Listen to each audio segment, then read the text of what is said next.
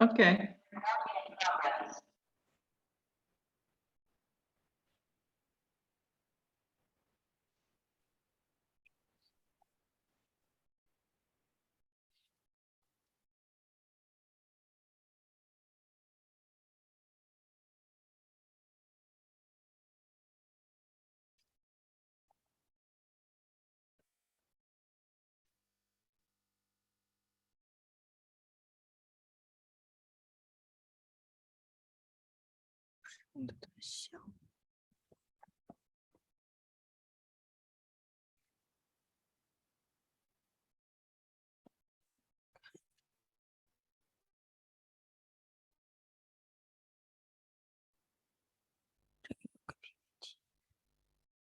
不能放 PPT，我都搞字了，到第3年了，搞3年了 PPT。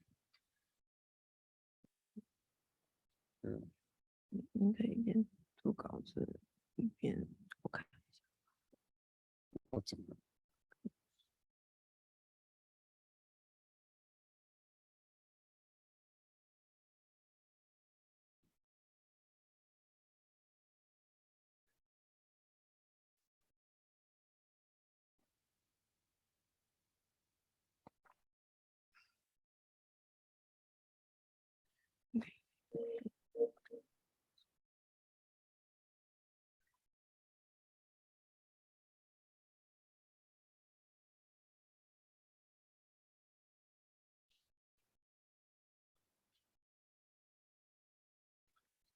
设置一下它这个显示。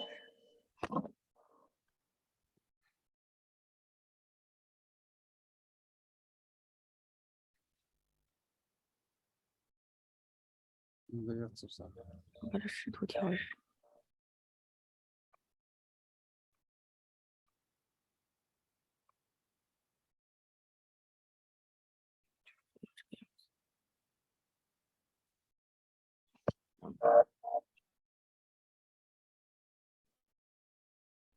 嗯。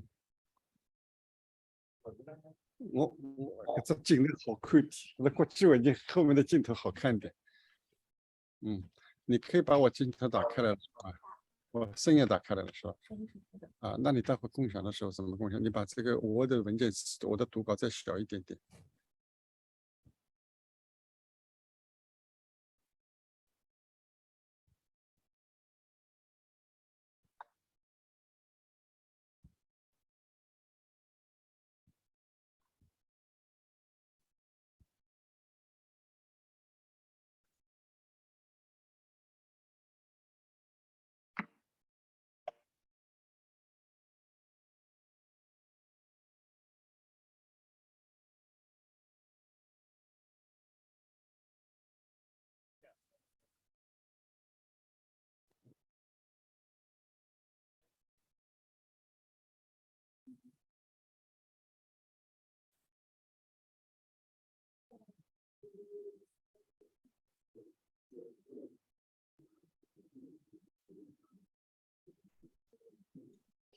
Form in the witness protection program here. Better find some rights.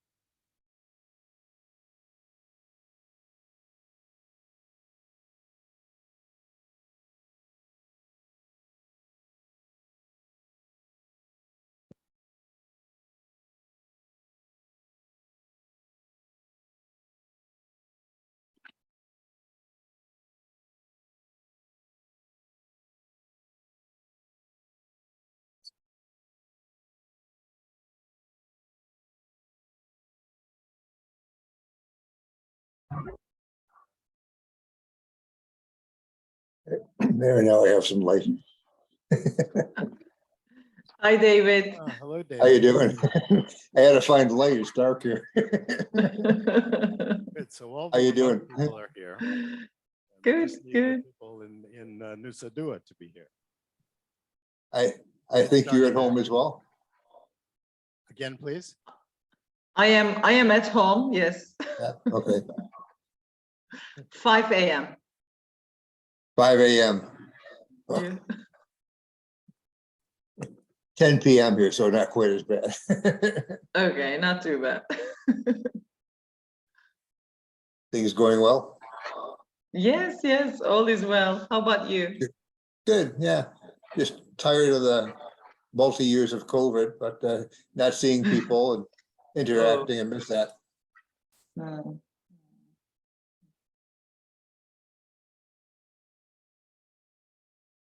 We'll get together soon. I hope so, yes.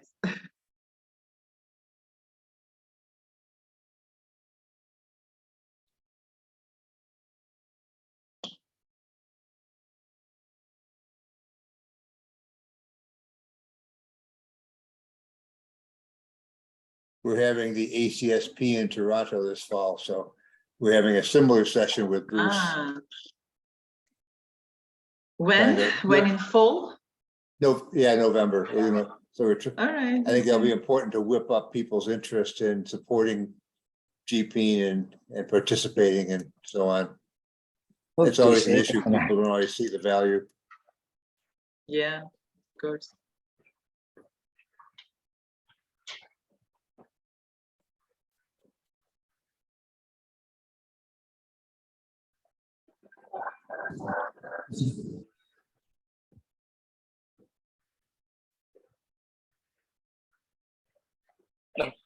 Pertemuan di sana, Pak. Pertemuan di sana, bukan di sana.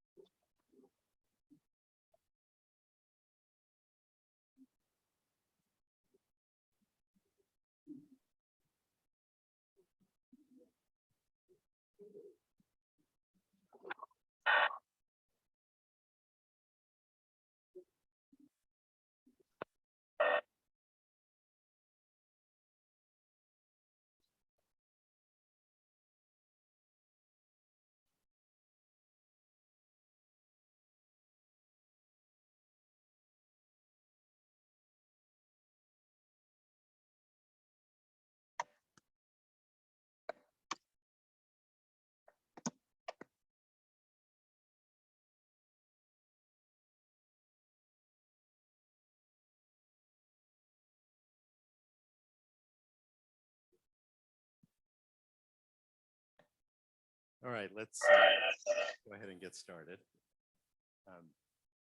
Welcome, everybody. I'm Bruce Stiftel.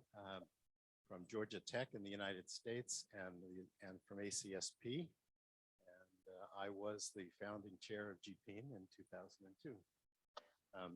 We have a panel of GPEAN affiliates, old and new, who have different perspectives on how the network has evolved and where it might be going.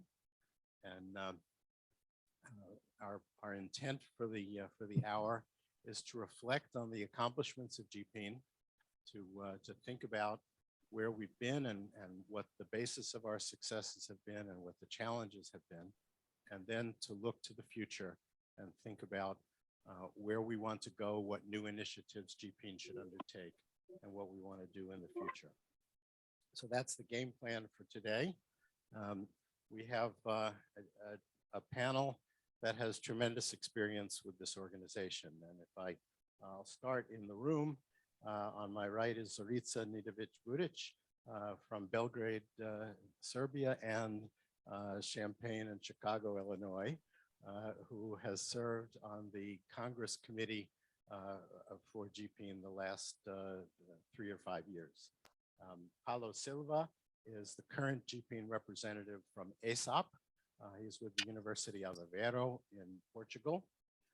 Aysin Dedekorkut is with Griffith University and newly appointed as the GPEAN representative from ANZAPS in Australia, New Zealand. Deden Rukmana on my right is with Alabama A&M University and the newly appointed GPEAN representative from ACSP in the States. Kai, come join us up front so they can see you. And online, your order will be different than mine, but it's Babalik from Middle Eastern Technical University in Turkey, who represented ASAP to the GPEAN Council and was GPEAN chair. Zhiqiang, who was the local organizing committee chair for the first World Planning Schools Congress in Shanghai in 2001 and served on the GPEAN Council for maybe 10 years or 12 Hello. years, I'm not sure. Hello. Hello. Greeting, Bruce. Greeting And, from Shanghai. thank you. Greeting from Shanghai. Yeah. And then also you. online, we have David Amborski from Ryerson University in Toronto, Canada, who is on the current steering committee for the World Planning Schools Congresses and has served on that steering committee.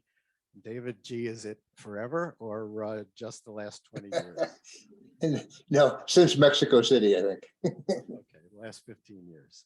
So very knowledgeable panel about GPEAN. I'm going to kick us off with just a few little visuals and thoughts about the past of GPEAN, and if I could have a share screen up on the chart so that people see my slides. It was there before. Do I need to do that? Okay, I don't know why we lost it. Bear with me a moment.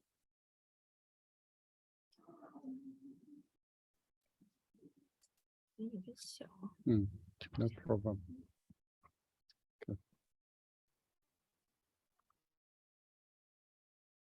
and because of the technology, I'm going to use the this mode rather than presenter mode. Please excuse me. But I will say that the idea for GPEAN was born at the first World Planning Schools Congress in Shanghai in 2001. That was a remarkable event organized by 4 planning school associations that really showed us the power of exchanging ideas in planning education and planning scholarship. Really dynamic, some 600 academics and 200 Chinese professional planners and something like 100 media representatives. Remarkable event. We had a meeting we tried to find all of the planning school associations in the world and to bring their leaders together during the Shanghai Congress. And we identified 10 planning school associations, all of whom sent representatives to a 2-day meeting that took place during the Shanghai Congress. At that meeting, we realized we had a lot in common and that we wanted to work together, and we imagined the idea of creating a global network of planning school associations. That intent was embodied in the Shanghai Statement, which was signed on the stage at the closing assembly of the Shanghai Congress, and then later ratified by 9 of the 10 associations, and that was the birth of GPEAN. A year later, during the ASAP Congress in Volos, Greece, the 9 associations sent representatives who imagined the charter for GPEAN, and they proposed the charter then, and by the end of that year, all 9 associations had ratified the charter. And so that was the birth of GPEAN. Since then, GPEAN has organized a World Congress every 5 years. GPEAN has entered into a publication agreement with Routledge to do a series of so-called best papers books under the title Dialogues in Urban and Regional Planning, which just recently issued the 7th edition in the series. The organization has signed memorandum of understanding with UN Habitat, with ISACARP, and with the Global Planners Network, and has undertaken a variety of joint endeavors with those organizations, as well as with Planners for Climate Action in behalf of the associations.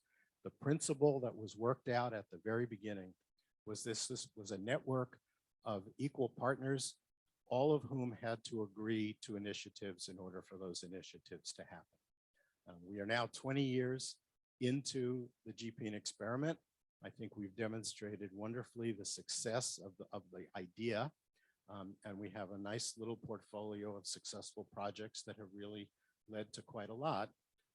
But it's time to revisit and to think what's next. There are certainly many possibilities that we haven't undertaken yet, and we want to think about what the next 20 years will involve, but especially what the next 5 years will involve. And the purpose of this session is to imagine those kinds of additions and new developments. So I want to turn to the panelists and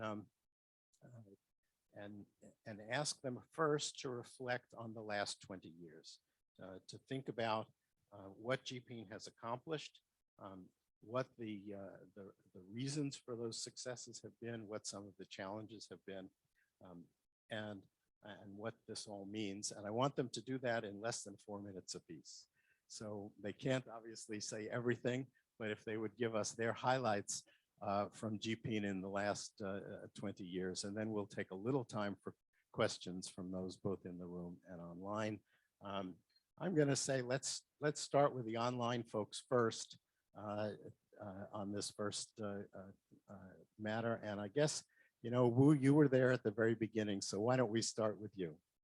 Okay, good. Thank you. Thank you, Bruce. It's a great honor for this.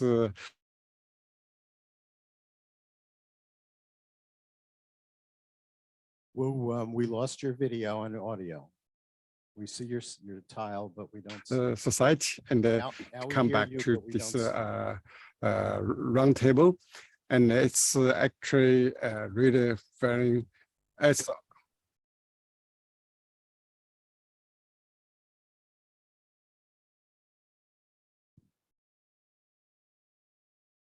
yeah, okay, and I would like to say it's okay now. It's okay now. It's a great honor actually come back to really off table. And I think in the 2001 of this the first Congress in Shanghai, I would like to say there's 3 major contribution actually of this establishment of GPEAN. The first I would like to say the contribution of the establishment of GPEAN is the We Are United. That's actually the day for me is so important, the 14th July 2001. And then we have this signed this Shanghai Statement.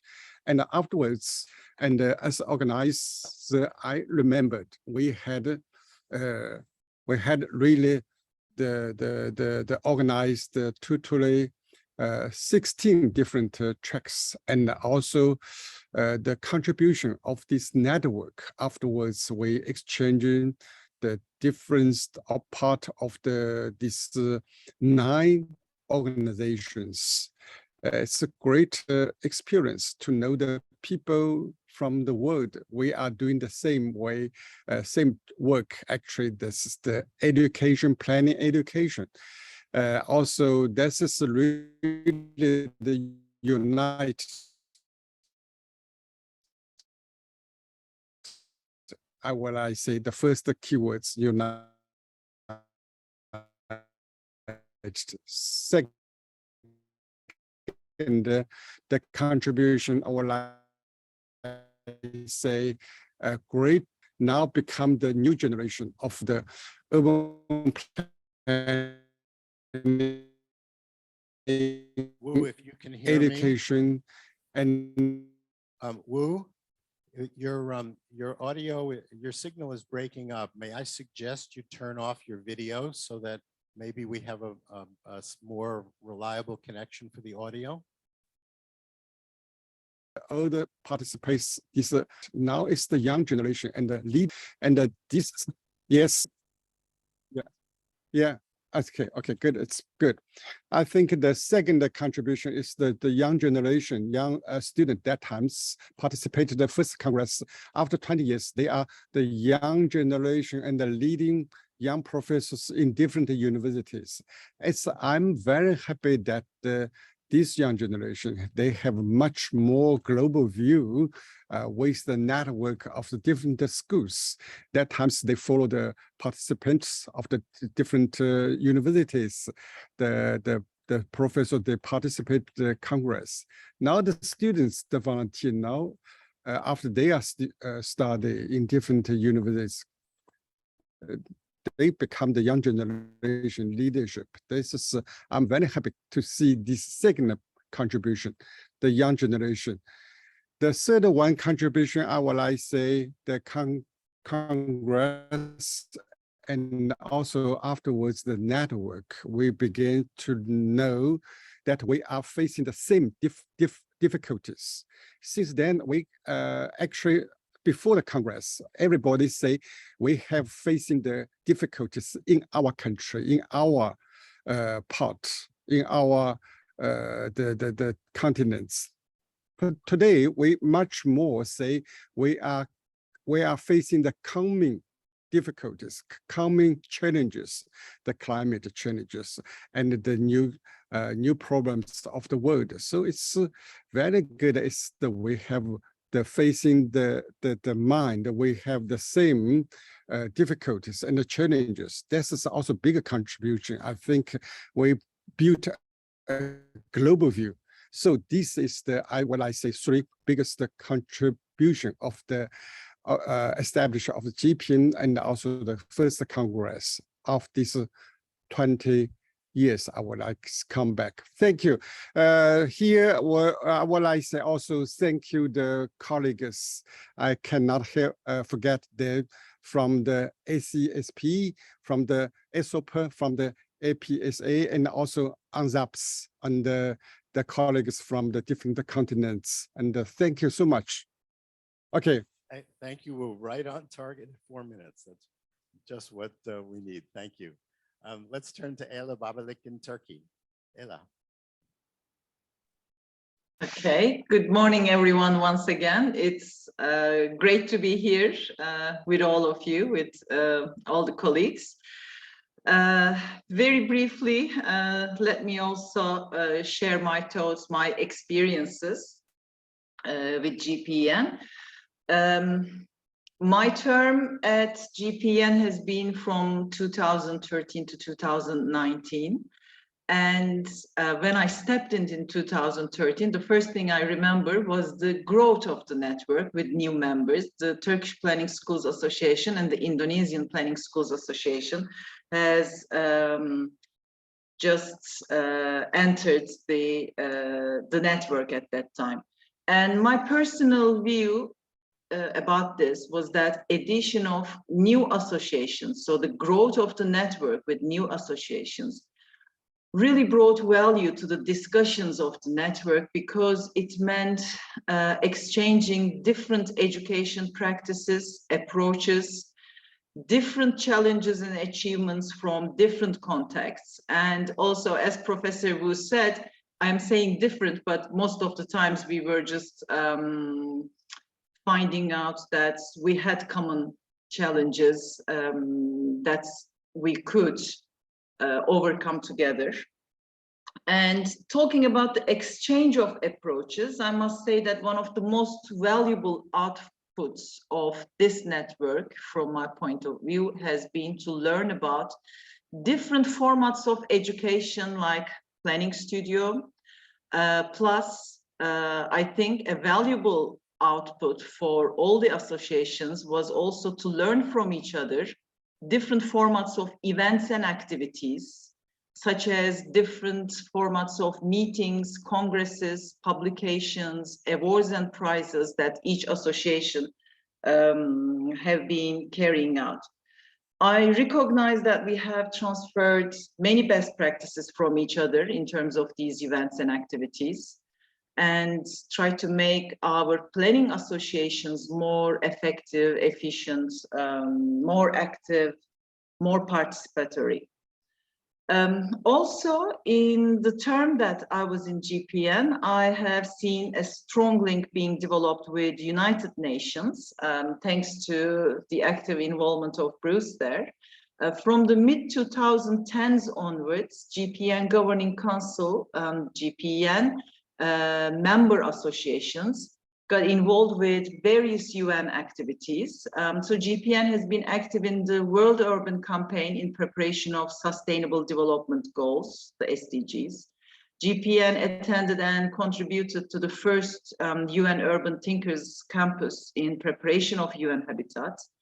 It also participated to UN Habitat in the meeting in Quito, contributed to the new urban agenda. I remember GPEAN adopting a resolution expressing its interest in working with UN Habitat on capacity building for the new urban agenda. I think these were important steps. Also, the network held various sessions in scientific conferences of each association to discuss what these international policy documents meant for urban planning, how we can educate planners to address these documents. And I would like to emphasize here that these actions were not mere exchange of knowledge and exchange of experiences, but also co-production of new knowledge, co-production, co-formulation of approaches in our planning and education activities. Of course, the main platform for these activities, although I mentioned conferences of each organization, the main platform for these exchange of ideas, for co-production of knowledge, has been our World Planning School Congresses too, a great platform for interaction between our schools, between our associations, a great platform for exchange of knowledge. And in addition, as Bruce mentioned, the dialogues in urban and regional planning also serve this purpose of interaction and sharing and co-producing knowledge. So while I finish, similar to Professor Wu, I just want to emphasize few keywords here that I try to mention in this speech, in this reflection. Sharing of knowledge and good practices between associations is an important keyword for me. Co-production of knowledge, co-production of new practices, approaches in planning education. And thirdly, the keyword interaction. But this is interaction between schools, between scholars, and between policy, practice, and education. I will stop here for the time being. Thank you. Thank you very much, Ayla. Let's turn next to David Amborski online. David, please go ahead. Thank you, Bruce. I think you're gonna hear a lot of commonalities across the group here. You know, this idea of working together and the cooperation. Actually, I think part of it was generated in 1991 with the first ESOP and ACSP conference, and then that followed that in 1996 in Toronto, because people began to realize between two associations, how important this interaction was. And actually in Toronto, we had, I think, over 800 people from 40 countries. So it began to emerge into that. And I recall at that conference that the people who were thinking about the GPEAN organization, although it might have a name then, Mike Hibbard and Anthony A. and Louis Albrechts were already talking about something to move towards a more global approach. So we had this evolution going in place because people began to see the benefits from the interaction cooperation across all the planning schools and all of the organizations that represent the planning schools. So I think that there was a lot of forerunner that came into this. But again, the benefits have been, I think, tremendous. I think Ella and Professor Wu have pointed out a number of them. One of the things that became obvious was that we began to have the academics working together, sharing knowledge, sharing information. In the early years, it was clear that there wasn't as much knowledge across the world about who was doing what. But now when people actually meet in person, they begin to work together. We began to see the formation of working groups and of other organizations. Example, that would be property law and property rights. So I was involved in a number of these conferences going back from Mexico City to Perth and to Brazil and now to this one in Valley. And you began to see more groups asking for space and asking for the opportunity to have their meetings. So again, the interaction grew over time. Another important part of that, of course, was the students, the young scholars, the emerging scholars, the PhD students, running the PhD programs, and having them begin to work together and learn together and understand what research is going on across the world very early in their career. Many other people came to it later in their careers, but having people emerge with that connections and those contacts worldwide, I think are something that's going to benefit planning academics and the research that proceeds as we continue to go forward. So those things were all very important. Also speaking with one voice, you know, the roles we've had with Habitat and UN Habitat and with ISOCARP, beginning to have an organization that can more effectively participate in these activities and represent some of the key issues from a global perspective. So it gave us more strength and more power. And of course, learning from each other. You know, one of the things we talk to each other, other planning schools, what they're teaching, how they're teaching. We go back and reflect upon what we're teaching in our curriculum. How do we prepare our students to be planners of the world and look at the world issues better? So it comes back also to revising our curriculum and understanding what needs to be done in a global world of planners and planning education. So all of those things come into play, I think, that are very important and continue to play an important part. And I think they've grown over time. I think our roles grown over time. We know we've had the dialogue series mentioned before that's been very important where people cooperate and work together. And I just think that general cooperation and building that capacity, building that knowledge, and being able to effectively actually voice some of the concerns with organizations about global planning issues is what's been very important. I think I'll leave it at that point and we'll go from there. Thank you. Thank you, David. Let's come back into the room here and maybe we'll start on the far side with Zorica and walk across. Zorica Nedovic-Budic. My own?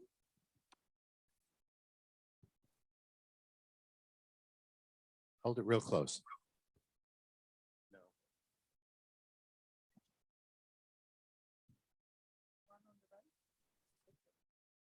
That's fine. Okay, thank you very much.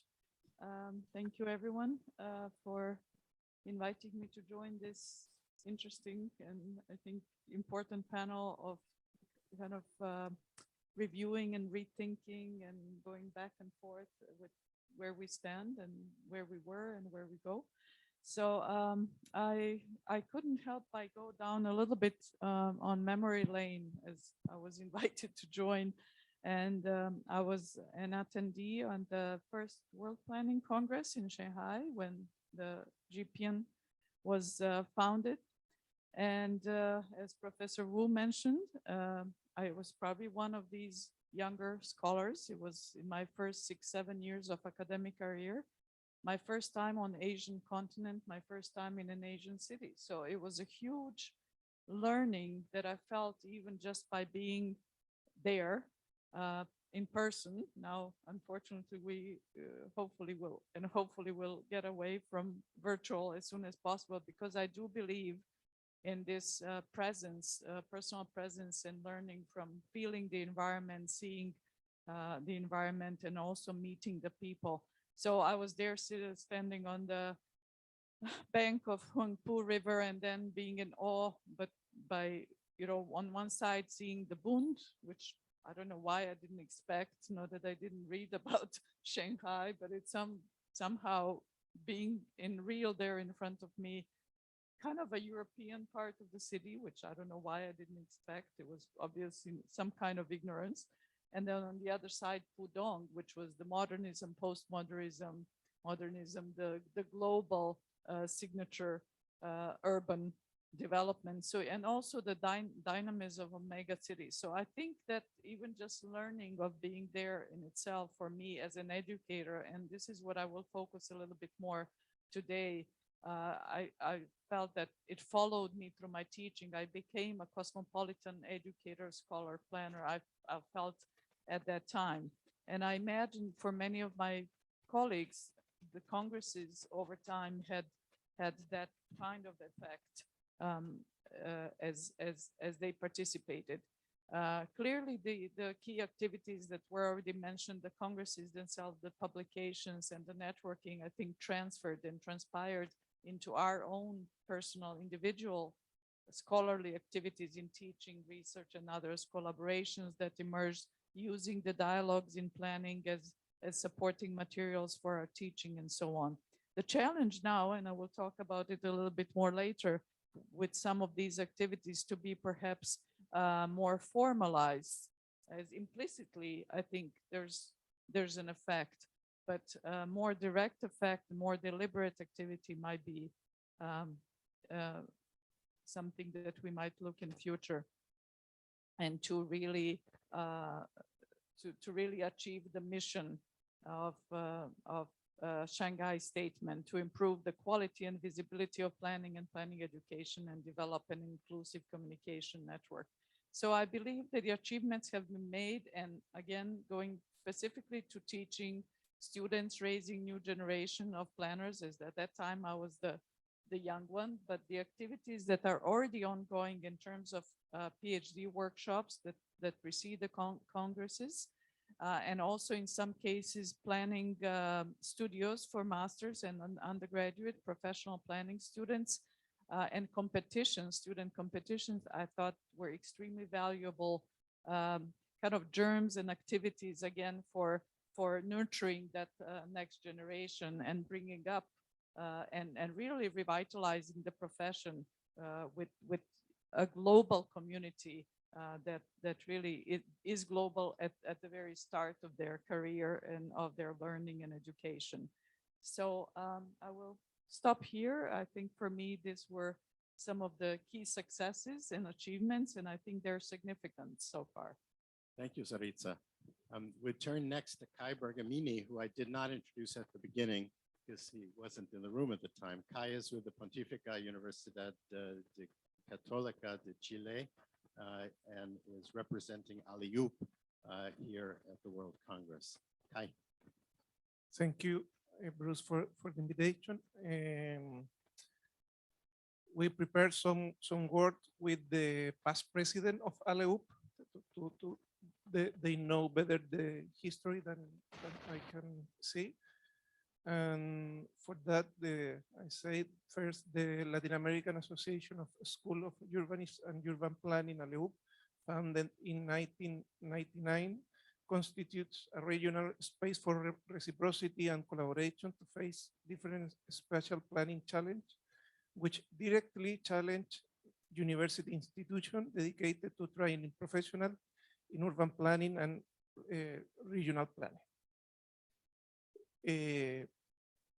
First, except for the urban planning degree at the Simón Bolívar University, Venezuela, the undergraduate training in urban planning has been recently implemented in Latin America, which is why the members of ALIUP have highly valued this instance of meeting and discussion and being part of GPEAN. ALEUP has constituted a platform to legitimize the existence of this program through contact between similar schools in Latin America and the world, particularly the Global South, and joint feedback and reflection in terms of curricular structures and training in competence. Challenge for teaching, such as innovative practice against interdiscipline and contribution of research as a factor of differentiation in the professional training of urban planners and regional planners, and the commitments and opportunities present in the link with communities and the environment. ALEUP has allowed the institution that make it up to actively participate in various initiatives promoted by Global Planning Association Network, forming part of the dialogue around the challenge we face as a planet and the role that the city have in achieving greater justice and sustainability. Although it was only in 2016 that the majority of the world inhabitants reside in the city, Latin American urbanization process reached the majority in the 80s. That is why everything that happened in cities has become fundamental for inhabitants of Latin American countries. Faced with great challenge that this represent for one of the region that managed to be predominantly urban before most of the world, Latin American university must attend to the responsibility of preparing urban planners who will face the challenge that the cities and communities will face. Being part of GPEAN has allowed us to strengthen ties and open new opportunities for collaboration to promote the training of Latin American urban planners according to the challenge that our current neighborhood, cities, and territories demand. Thank you. Thank you, Kai. Let's turn to Paulo Silva from Europe. Thank you, Bruce. Good morning, everyone. Well, my perspective here comes from representing ESOP into the GPEAN since 2019, and being involved in the GPEAN as a network that then links with other networks and institutions at the global level. So the global perspective for me, it's very important. I understand and I read GPEAN as a global move in line with other global moves that occurred in these first 2 decades of the century. And the UN Habitat and Habitat Uni are two of those initiatives. In 2012, UN Habitat established the Habitat Uni, which is an interface between UN and academia. And this became an opportunity also to discuss at the global level informality issues, urban generation issues, gender issues, etc. So this is becoming, for GPEAN to become a part of this is also to influence the kind of topics and of research that is being led and shared at the global level. Also in a more operative way of participating in this common endeavor of achieving the sustainable development goals. GPEAN has been present in the World Urban Campaign. We recently had elections in which now we have Bruce Stiftel as our academia representative, one of them. So, and this is also this is also the result of an active participation of GPEAN, but also of the different associations that take part in GPEAN. And another value, another added value that I found in this network can be unfolded in 2 ways. On one hand, the opportunity to have this regional diversity and to be able to learn these the differences that we can experience at regional level, but also our common goals and our common interests. And on the other hand, the continuity, the temporal continuity that this network has been experiencing, and myself as a recent comer to the network, I've been experienced this what we are witnessing here, that so many people since the beginning are still very active members of GPEAN, and this is also a very important capital, human capital that we have in this network. And I will stop by here. Thank you. Thank you, Paulo. And let's move halfway around the world to Australia, and Aysin Dedekorkut. Thanks, Bruce. So I'm one of the newest members of the GPEAN Council, so I don't know too much of the history of the hard work that has been happening behind the scenes for bringing these big events we all benefit from.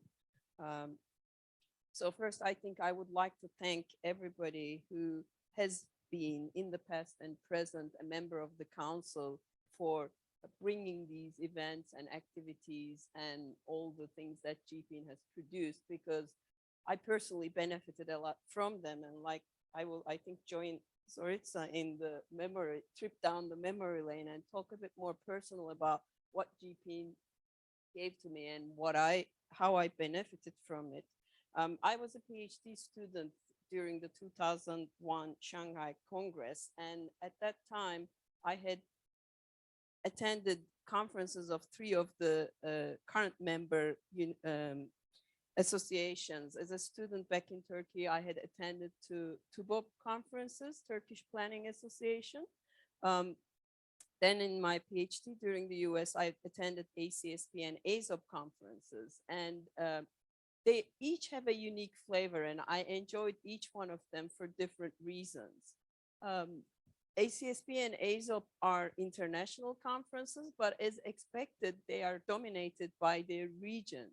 So in 2008 in Chicago, I attended the joint ACSP-ASOP, which was really different because it wasn't dominated by one region.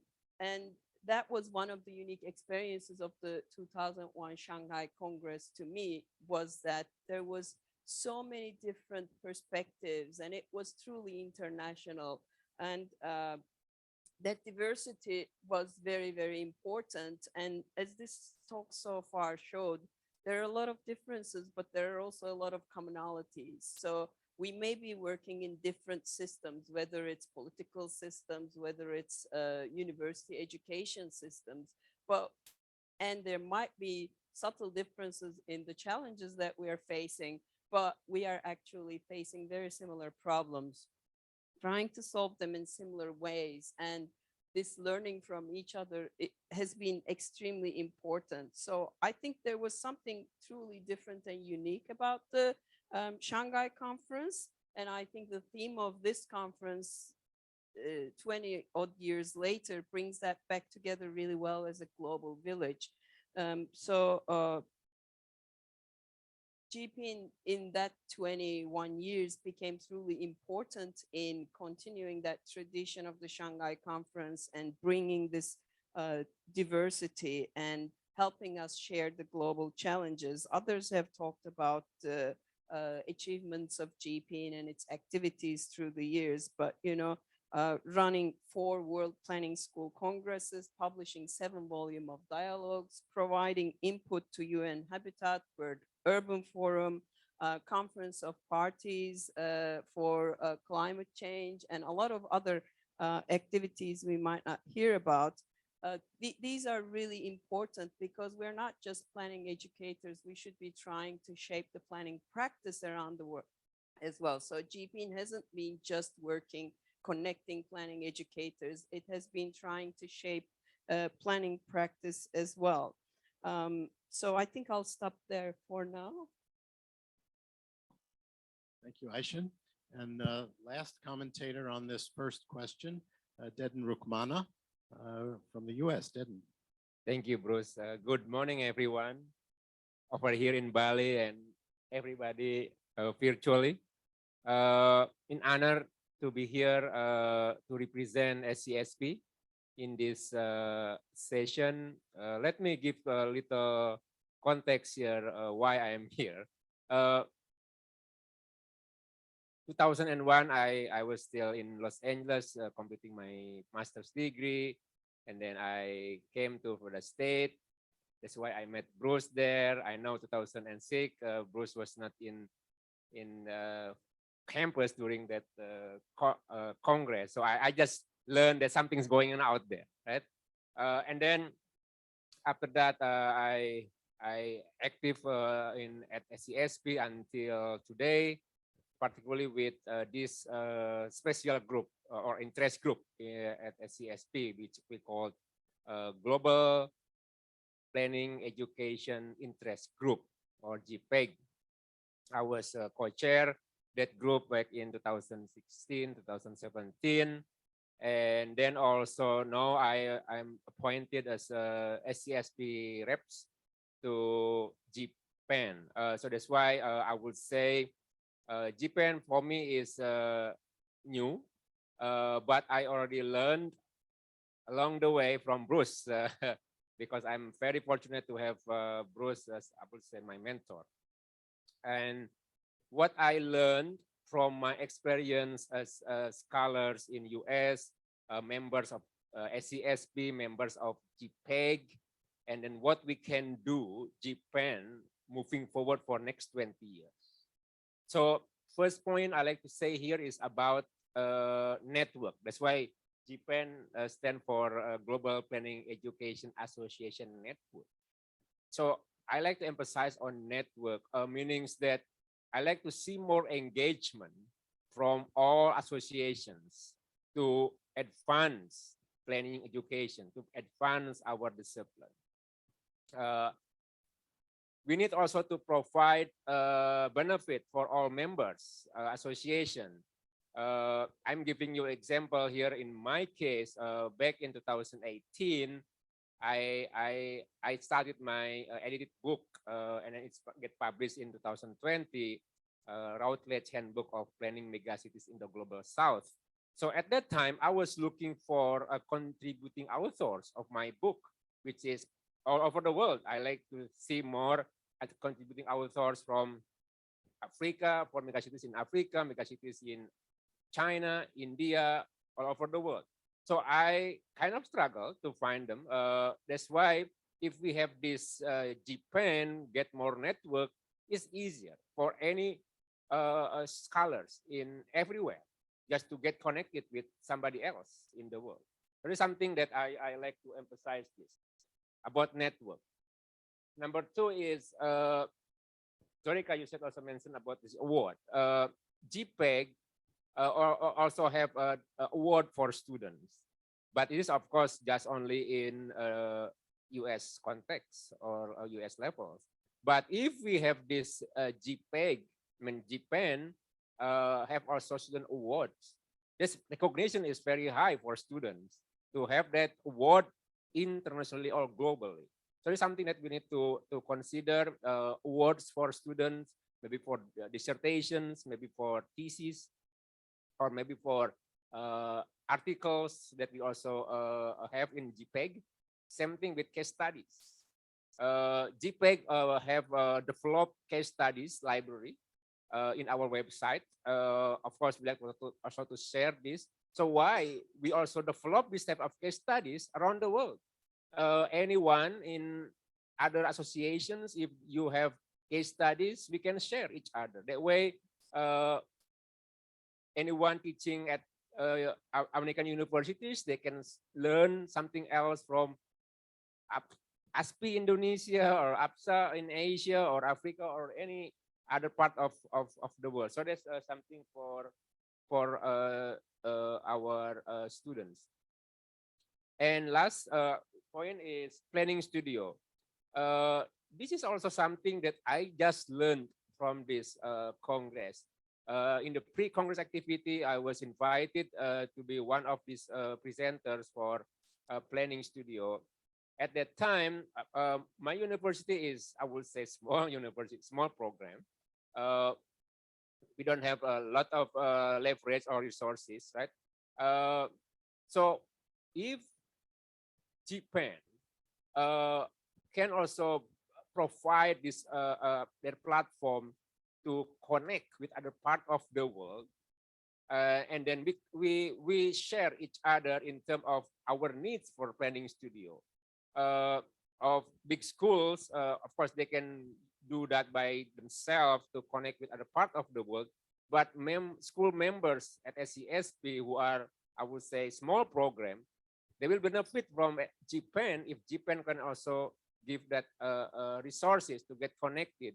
So schools in Africa or schools in China or in Latin America, they can share their resources and get connected with us here in the US.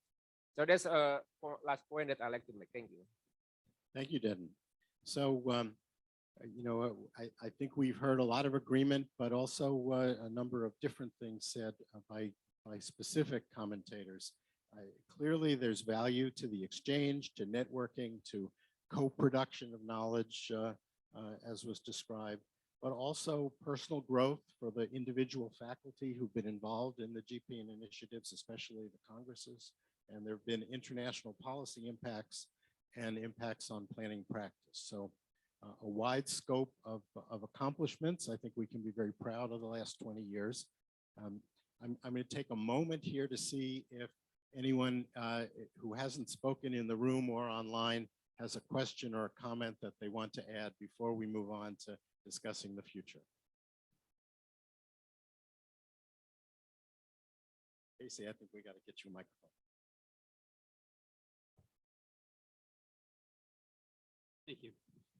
I'm Casey Dawkins from the University of Maryland in the US. Thanks for putting together this panel, by the way. This is my first sort of interaction with this group, and I'm really have learned a lot just by these last few days, learning about the organization and its history, and particularly this session.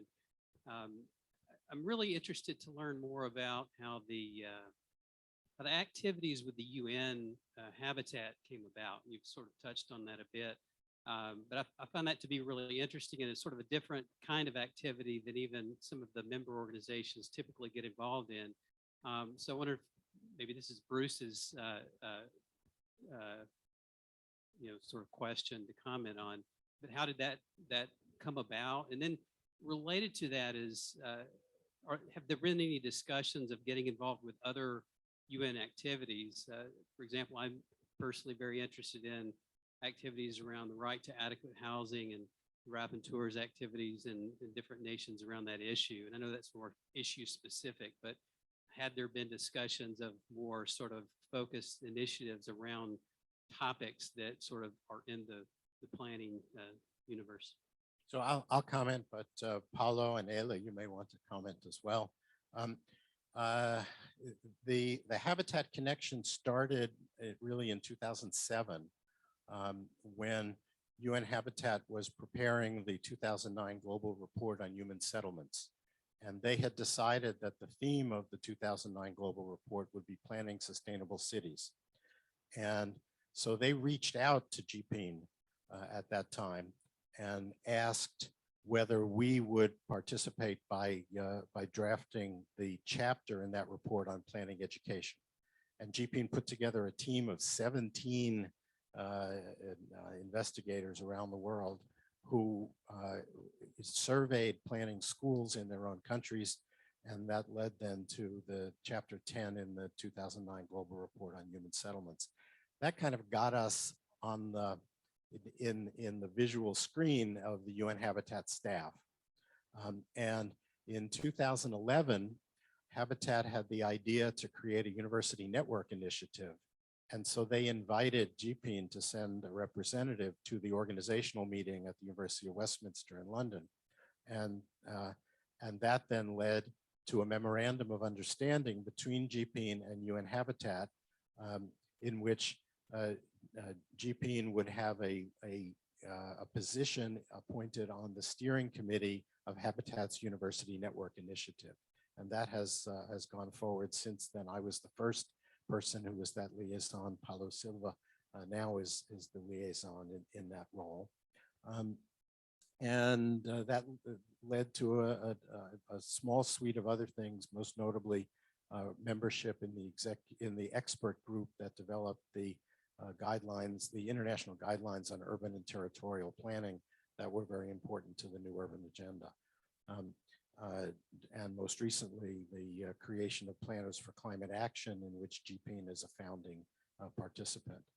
So there've been a suite of activities with some significant outcomes, but as you suggest, Casey, there's lots of other UN work that is planning relevant, and lots of opportunity to engage with that. And I think the question is, how much energy can we muster and sustain in order to engage with those things?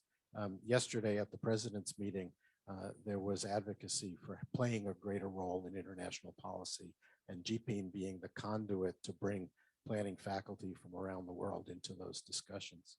I know, Paulo and Ella, if you have anything else you want to say. Ella, anything? I think you have made quite a comprehensive explanation anyway, but perhaps I can just add by saying that GPEAN is the network of the association, so it's also possible for each association to start an initiative or start a collaboration with UN regarding any policy, I think, because at the end, GPEAN has signed a memorandum of understanding, but also every association can do that. I think what I remember, if I'm correct, is that whenever as the GPEAN Governing Council, we had a resolution to step into collaborations or projects with UN or any other body, we had always informed the associations and we encouraged the member associations, because that is the power of the network at the end, to have more associations and then the associations encouraging their member schools. So looking at it in that pyramid would also help. I mean, we don't have to wait for the governing council to take a step. As Bruce said, there is limited people and energy there, but it would be great to have further events, further collaborations. And then I might add that while liaising the GPEAN with the UN Habitat, I can give also the more operative side of it.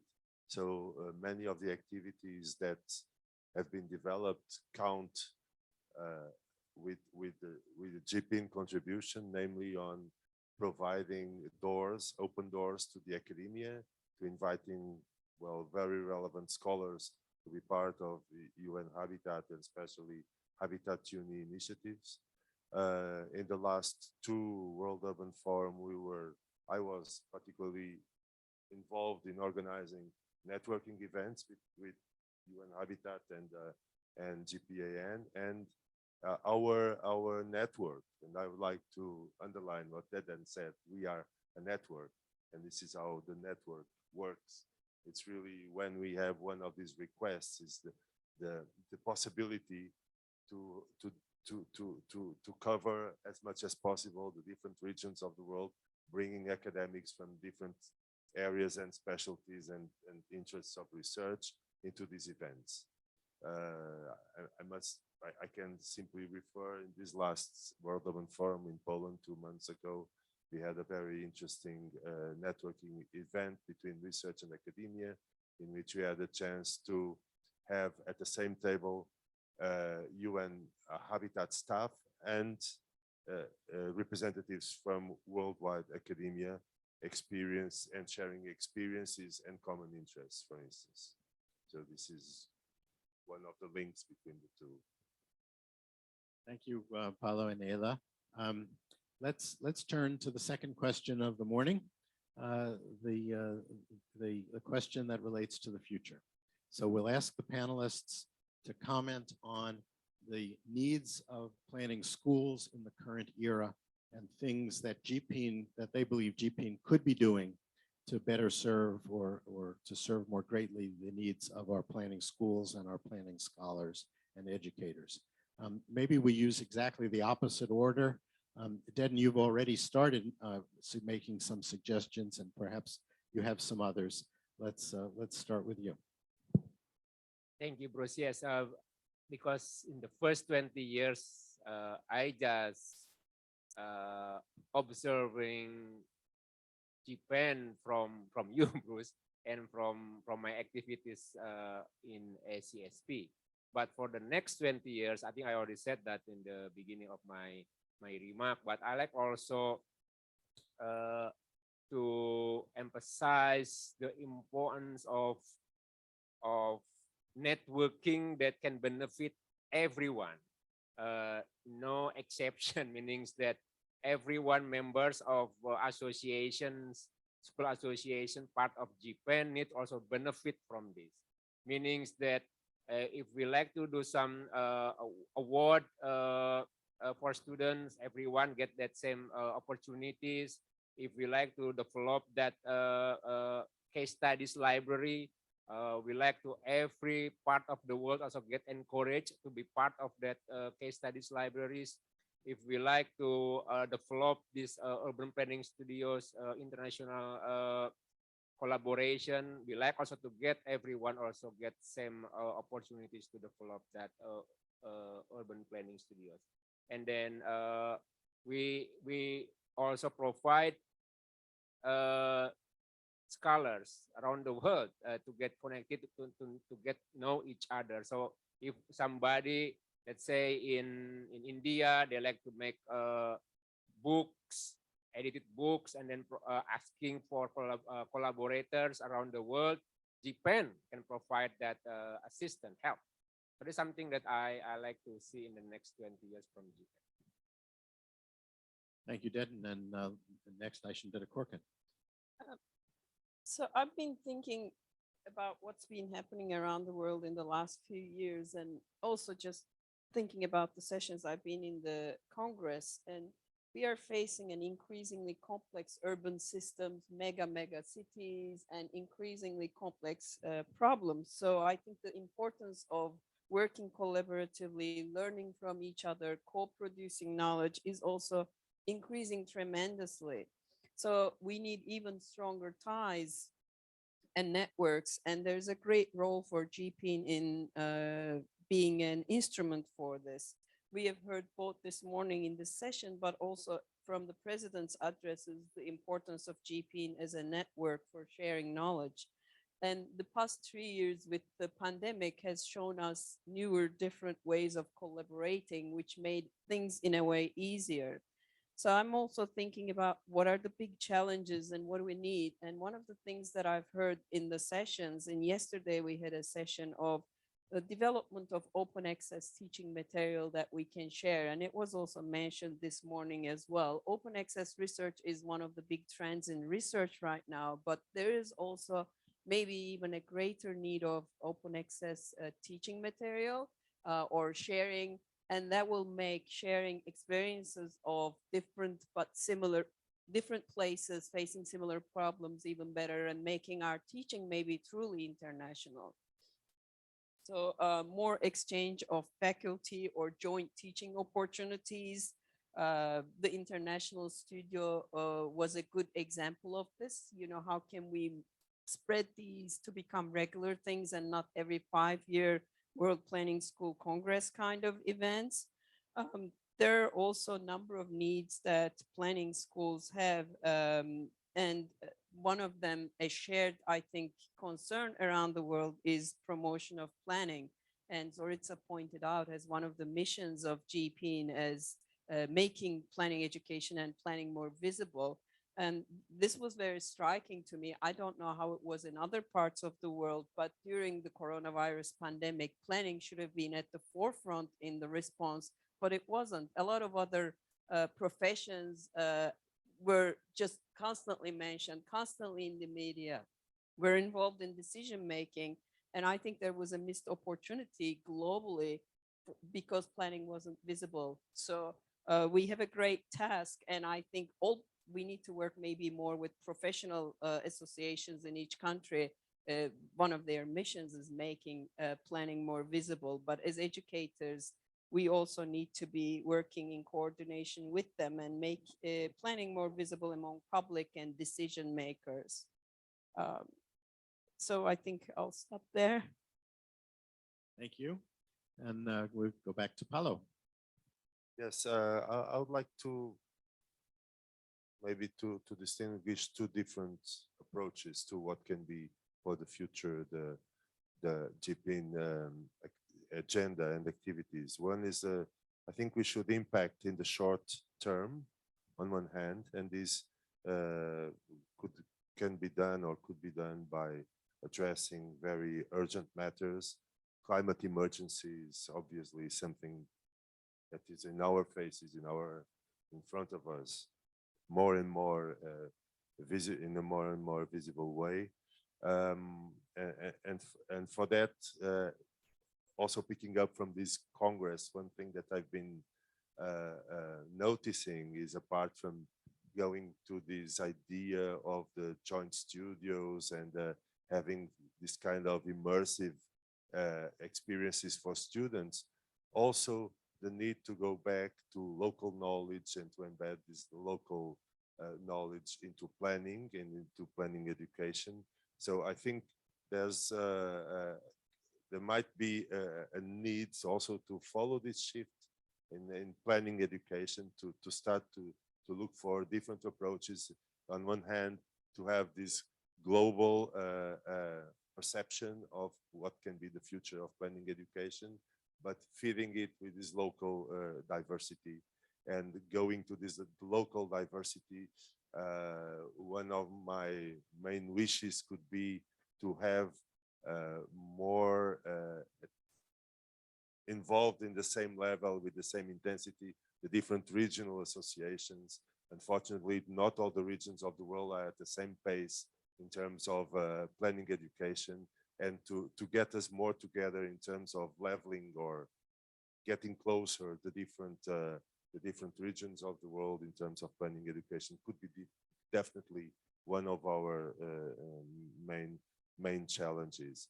Going back to our interaction with UN Habitat, definitely there's also there a need to have an interchange, not just to address UN Habitat needs, but also to do the other way around and to provide to UN Habitat what is the GPEAN agenda.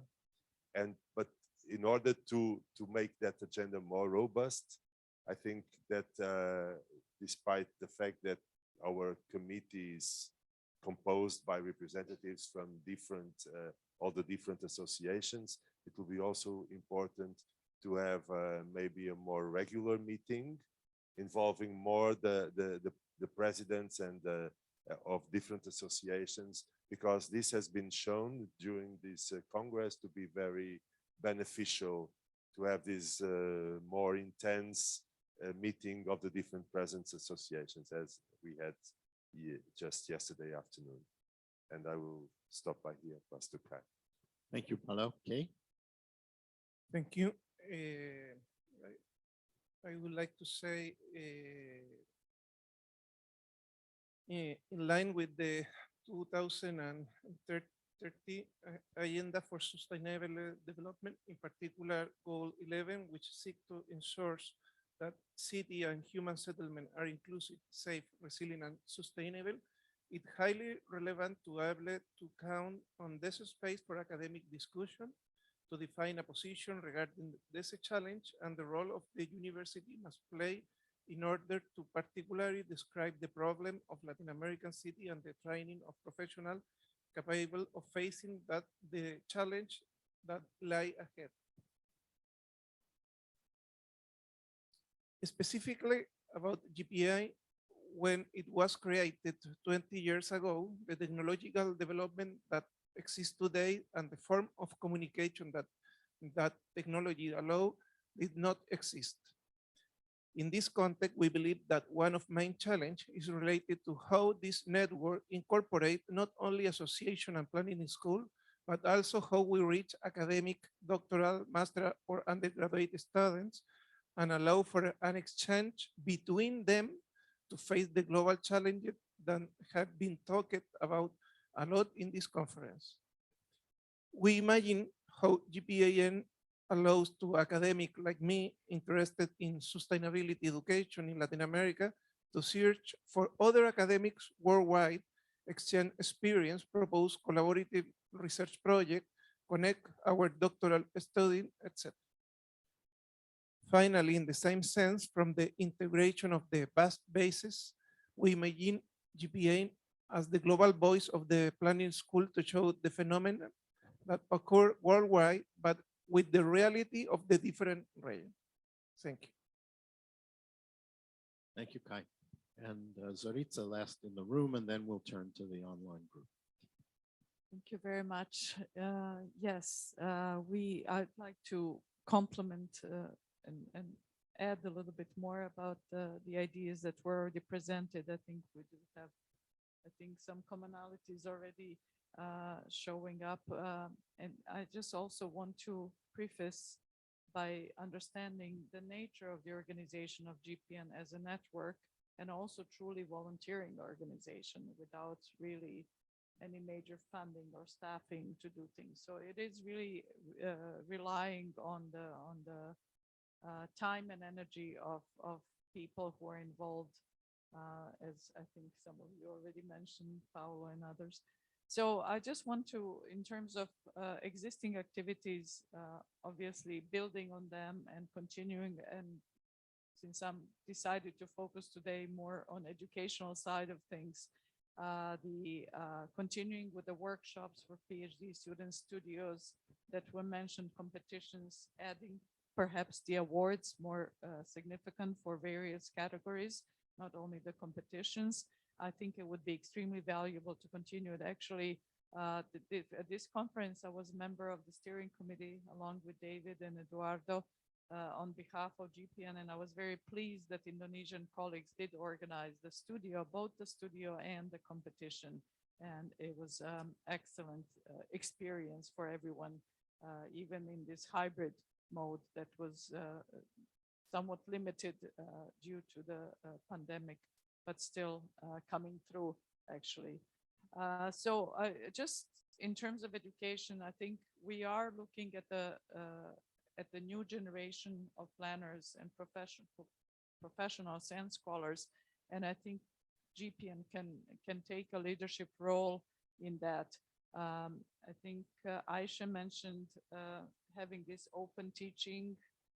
I forgot the exact name now, but I was thinking, based on my background, I was thinking about clearinghouse, because GPEAN cannot do anything, but it could be a clearinghouse of people and institutions contributing information about their curricula, teaching tools, methods, case studies, accreditation standards, or other membership criteria, cross-cultural studios. There's a lot of possibilities. Perhaps GPEAN could focus only on international side of international programs, international studios, and so on, and case studies. So this role as a clearinghouse, it could also somehow have a profile of planners around the world. I think we come from different regions, and we're educated from different disciplinaries. We draw education, planning education draws on different backgrounds. Some come from architecture and urban, and some come from geography, regional science, some come from engineering and surveying. And actually, even that understanding of the landscape, I think, would be useful for our cognition of where we're coming from.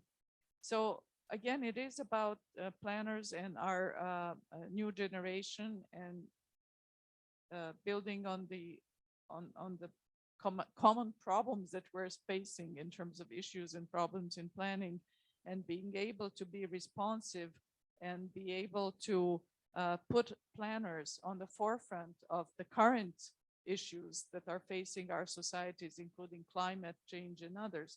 I think it needs to be reflected on planning education and educating planning, not in a traditional way with the long-term view and the plans that are developed in with extensive processes and so on, but maybe introducing the skills and competencies that are more reactive and immediate, creative problem solving, reaction, adjustment, accommodation to the immediate situations, and how planners can insert themselves in these immediate problems that are happening, whether it's pandemic and the impact on space and design or some others. So I think that GPEAN could play a leadership role in terms of suggesting possibly meta-level competencies for international planners and also for planners that can respond to these emergencies and issues that are not a traditional long-term planning kind of environment. So again, kind of moving from more kind of the final note,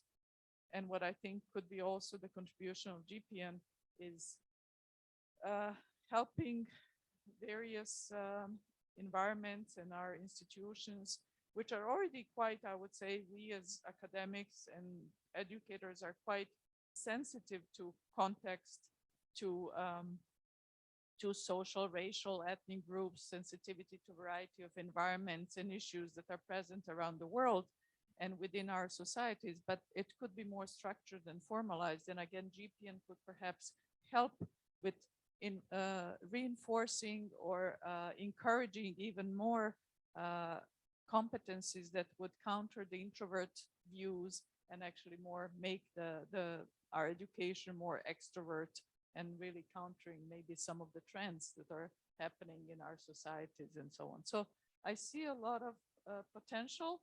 Obviously, not everything could be done, but I think in that educational realm, GPEAN can do more in a structured and formalized way as a network, obviously, not to actually do everything on its own. Thank you. Thank you, Zorica. Let's turn online, and we're still going with the reverse direction. So we'll go to Canada and David Amborski. Thank you, Bruce. Lots of good ideas and reflections here. You know, I think the first thing is I think we really want to really enhance GPEAN's visibility, influence, and ability to interact. You outlined an excellent progression that we've had with UN Habitat.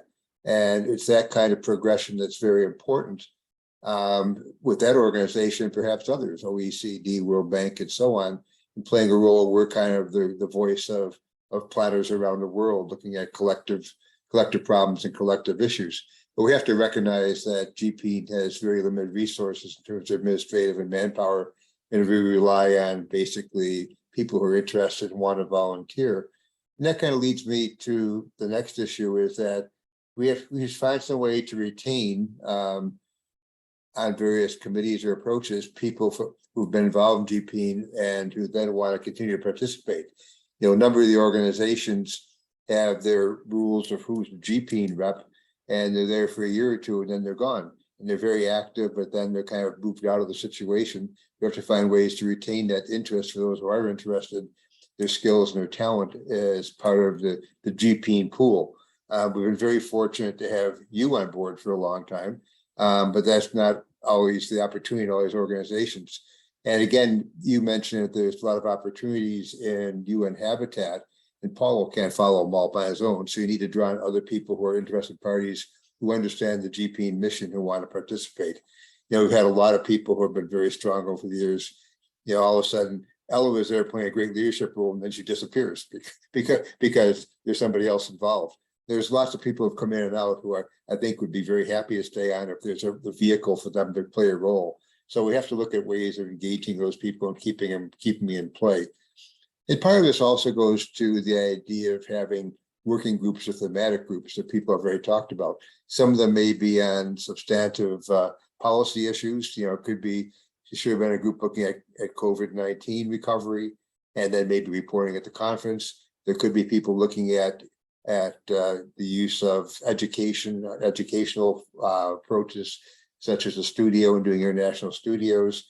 These working groups could report back, and we could build these into the conference themes.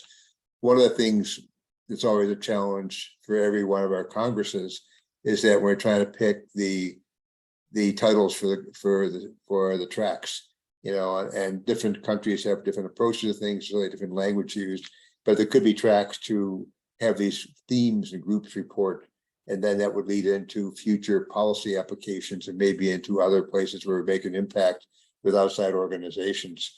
So I think there's a way to engage the people and also have these thematic groups it doesn't have to be overly administrative. They're not going to be standing groups. They could be ad hoc to various things. We could draw on the expertise of some of the people who have been involved in GPEAN to take a leadership, and then bring in other experts and interested parties from the other organizations around the world.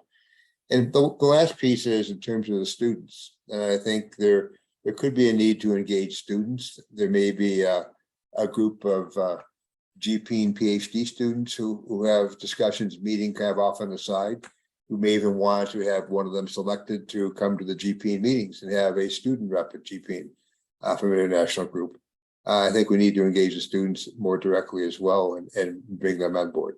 So there's a few quick thoughts, things to consider. I'm not saying they're all the right ones. There's things to throw out there is for discussion. Thank you. Thank you, David. And I think Ayla, you would be next. Yes. Okay. I will say very similar things, I guess, to all the speakers. Well, if the first 20 years started with each association getting to know each other, starting to understand each other, I guess the next 20 years could be more about trying to make the rest of the world or the outside world to understand us better. So I think that brings us to the issue of visibility again. Visibility of the planning profession, visibility of the planning education, promotion of the planning education. Well, these things have already started, in fact. So I'm not saying that the all first 20 years were about getting to know each other. We had already started establishing links with the with many professional bodies, and we talked about many United Nations initiatives as well. And what I understand is at the opening speech of the conference too, there was an emphasis on the need for an increased role in international policy, increased role of GPEAN in international policy. These have already started, and an increased role would be something I guess very positive.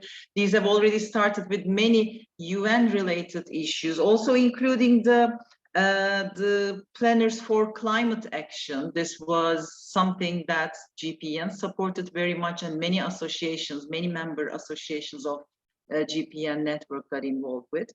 But I want to say it in a very pragmatic way. Let's say this increasing of the visibility of the associations should be first of all for making this education more attractive to students, to make the students choose planning education, planning departments, but also to provide increased working opportunities to our graduates.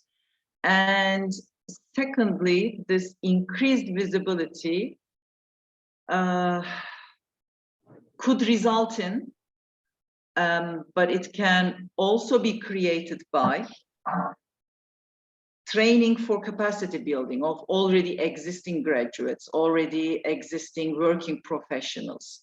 Of course, I'm not saying that GPEAN as the network would be more involved with that, but perhaps the member associations and the member schools, there could be more to do with providing training for all the issues that my colleagues have been talking about related to climate, migration, etc.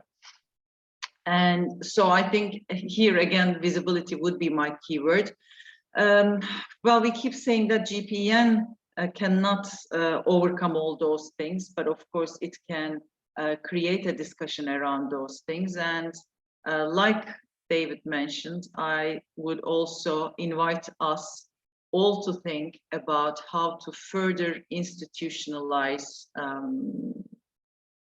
GPEAN.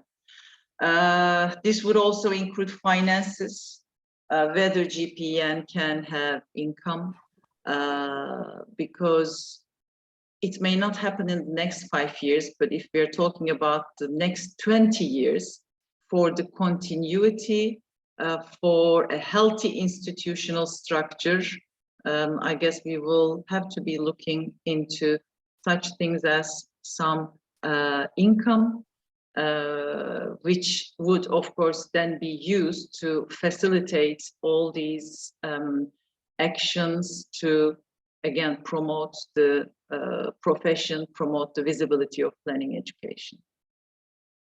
Thank you. Thank you, Eda. And Wu, we give you the last word on this. Okay, thank you.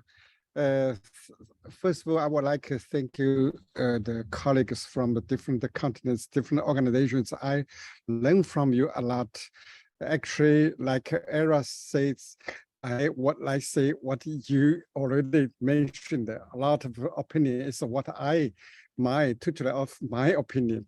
In memory of the 20th anniversary of GPEAN, and in last year, I already called a lot of professors from the different continents. In the same day, I invite them again, gathering again in Shanghai, in Tongji University, and to listen for the totally same topic, last 20 years and the coming 20 years. And I listen a lot also from them. Also today, I learn again from you a lot. And I would, very shortly, I would like say three sentences. The first of all, I would like say, learning from the local adapting praxis. It's very important for our students. They will have the opportunity only in their local praxis. But just like Era mentioned, also the Dr. Aysin just mentioned, we have the same challenge, yes. But if we should action is for the address to the climate change, and on the other side, we should know more, the more needs praxis in different continents, different countries, different cities. It's the resource of the knowledge and also help our students, the future, have their career. So the first of all, I would like to say, learning from the local adapting practice for climate change, the working skill, that is the resource from the planning education. First of all. Second, I would like to say, exchange is not today is should become the daily life, daily teaching program. It's not just like 20 years ago, we have to gathering 5 years one times. It's too long. Today we can change it as the daily life. I would establish more and more the contact with you, and I think we can sharing the different teaching just today and the daily tomorrow and much frequency. That's the second sense. Third one, I think the GPEAN should be in the future more and more as the platform to serve the student individually, serve the teaching program, teacher praxis, and the teaching also serve the local, not only the top down, also the platform for every people can use this platform. This is, I think, the final very important, not say 5 years and the top down, and also the platform for daily life, daily teaching program. That should be in the coming 20 years, we will working very hard. So that's thank you again for your initiative. I think we will do much hard for then the first 20 years for the daily change, for the serve the individual student for their praxis. If they have got the knowledge from the GPEAN, they will support our organization. Thank you very much again. Thank you, Wu. Very nice note for us to end that segment on.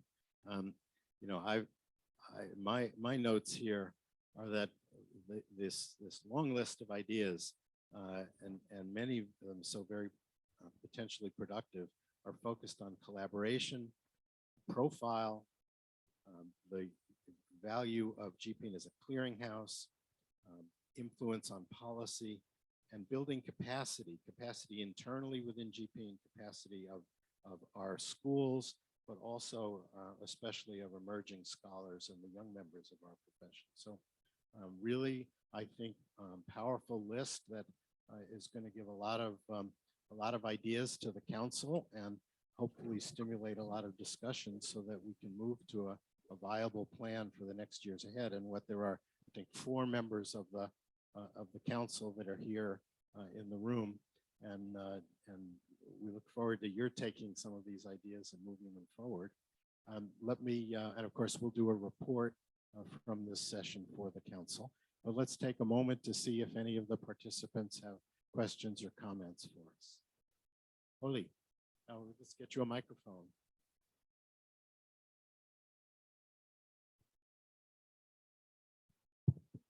Well, thank you, Bruce and everyone. My name is Holly. I'm a local organizing committee. I'm a secretary of ASPI also. My honor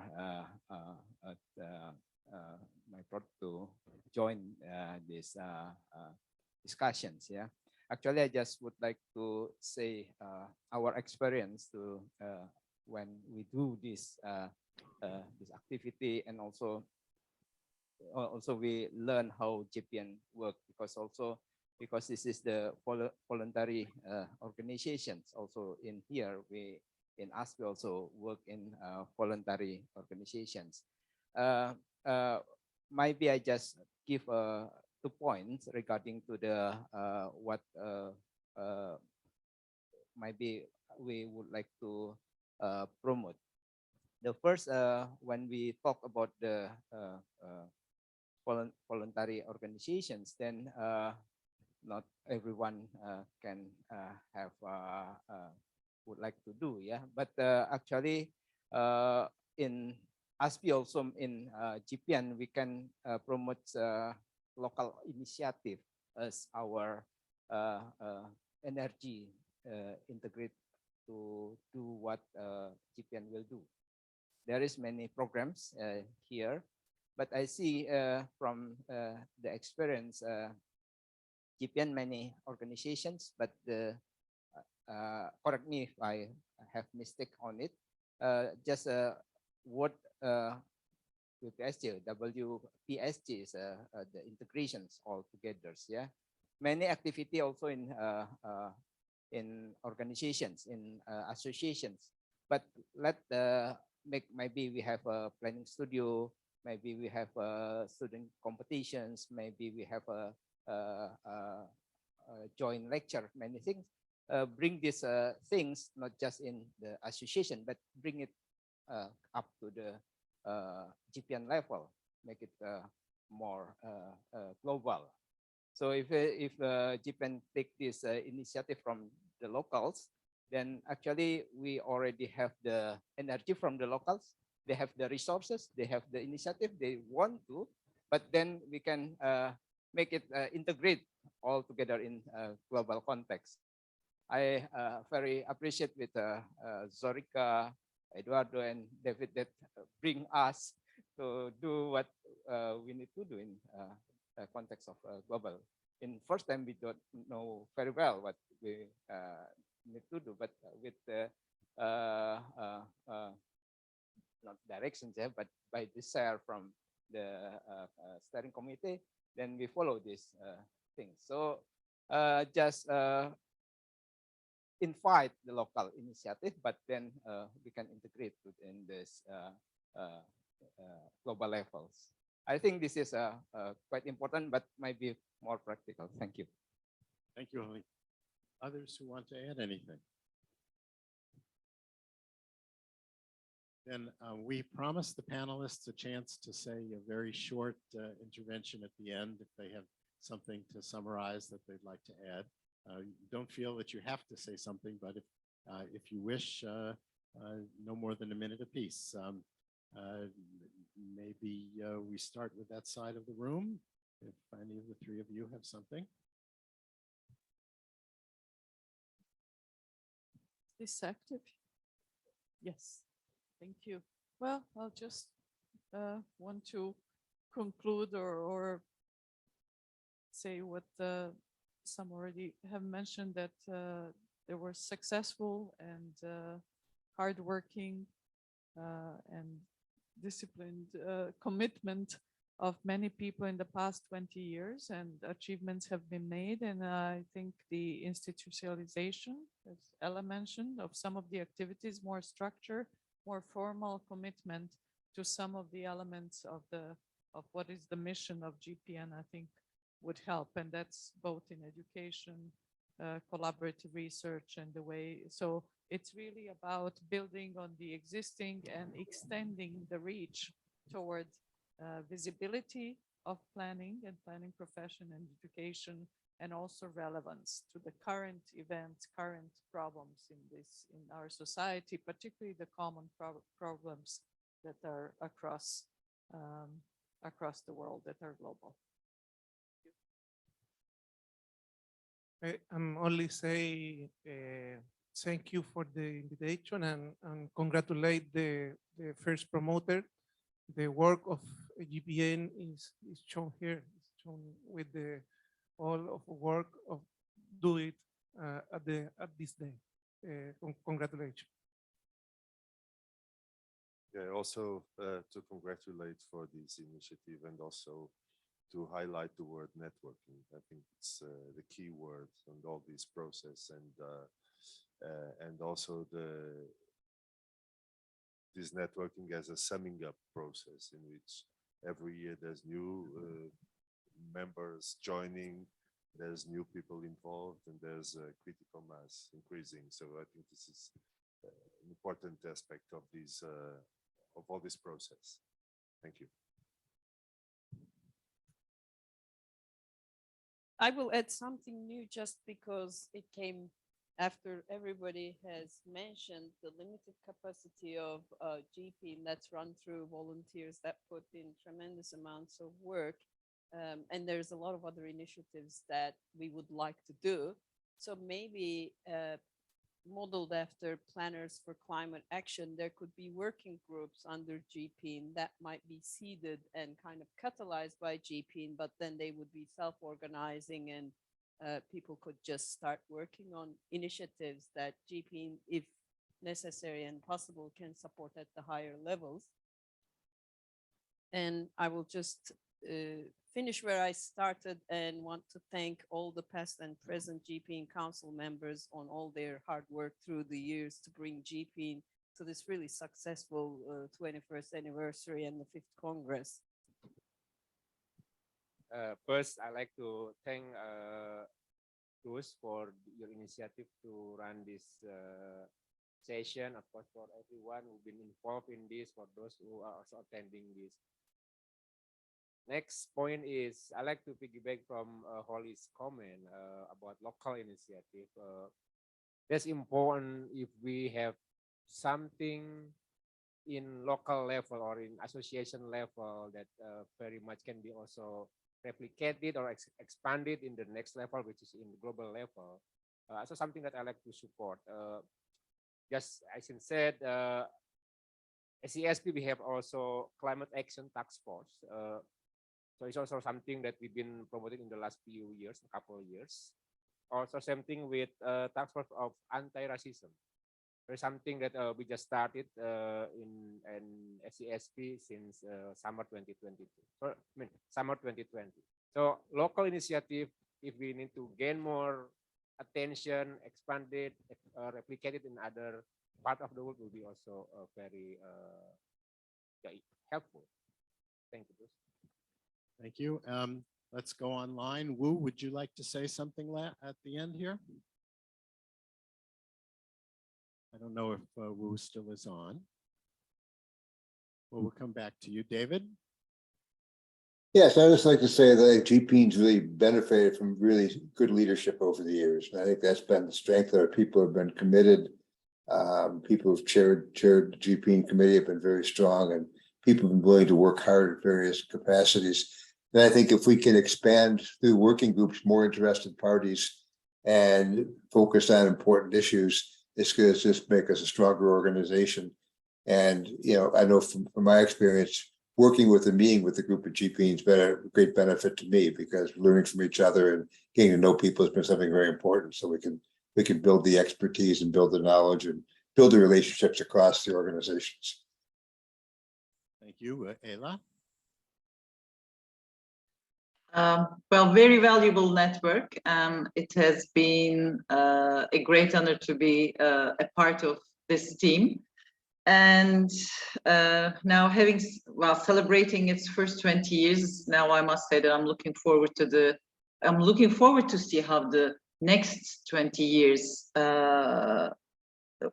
unfolds. And hopefully, I hope that happens with the network growing in terms of number of member associations, growing in terms of its activities and interactions, and growing in terms of further collaborations, new partnerships.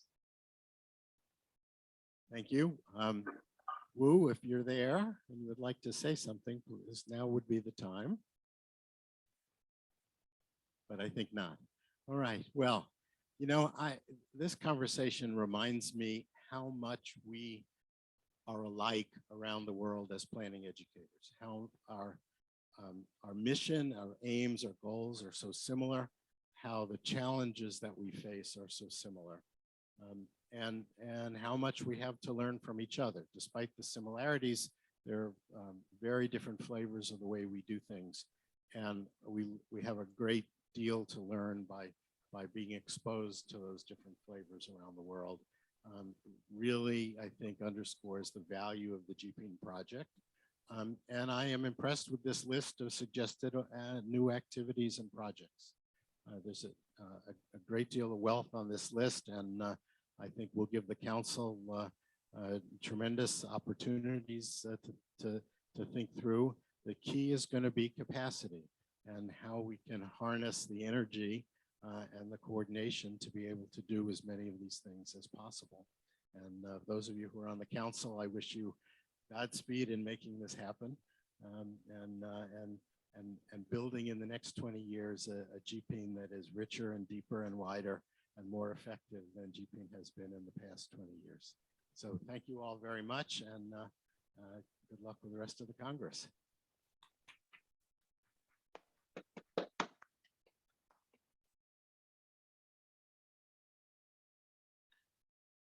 Goodbye. Bye, folks. Thank you. Have a nice evening, David. Thank you. You have a good morning. Thanks. Take care. Bye. Okay, goodbye all.